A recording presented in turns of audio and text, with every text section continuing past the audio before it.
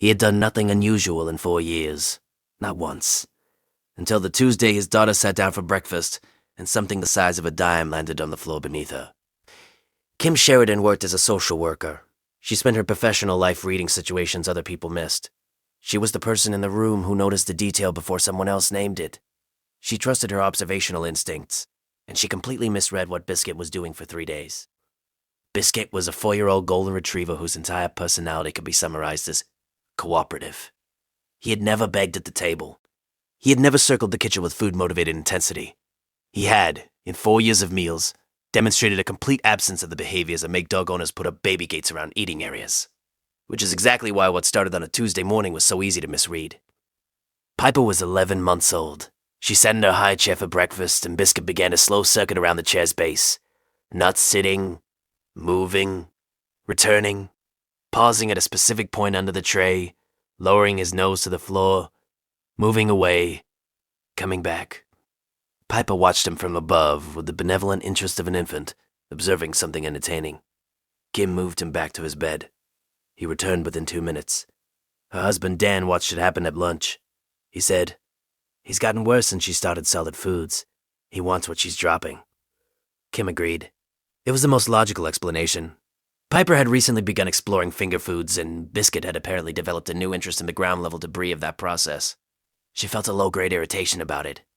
She did not want a dog who begged, but it was not alarming. She moved into the yard for the next 2 meals. On the 3rd day, Dan was doing the lunch cleanup while Kim was on a work call in the next room. He lifted Piper out of the high chair and set her on the playmat. Biscuit, who had been outside, had pushed the back door screen open and come inside. He went directly under the high chair, lowered his nose to a point on the floor, and sat down. Precisely.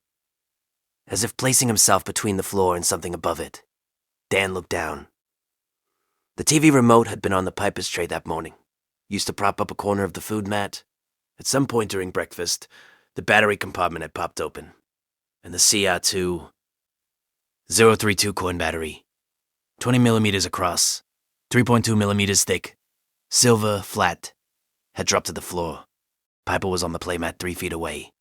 She was at an age when everything within reach went directly into her mouth. She had been reaching over the tray edge during breakfast repeatedly.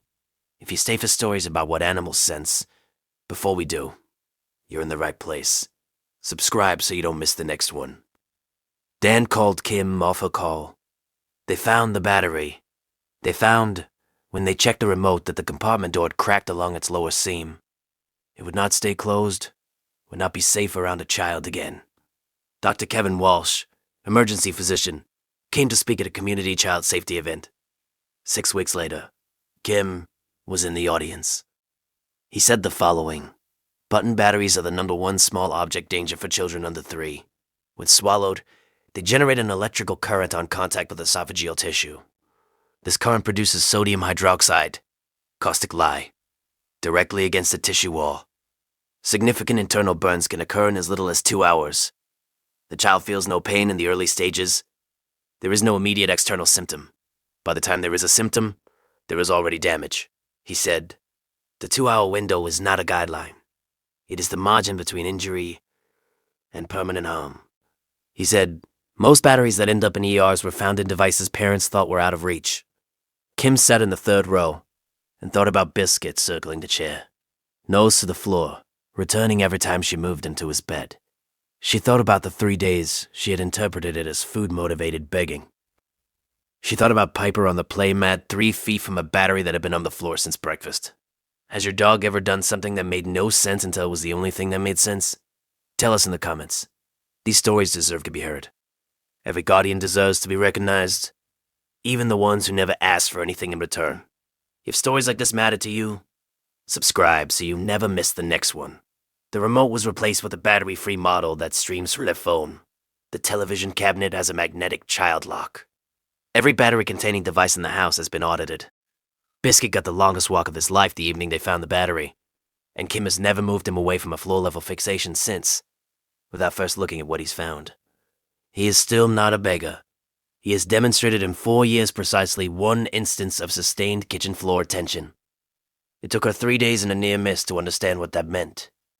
The next story involves a husky who kept pressing against a mother's legs at the top of the stairs. She thought it was clinginess. It was the only thing standing between her and very different outcome.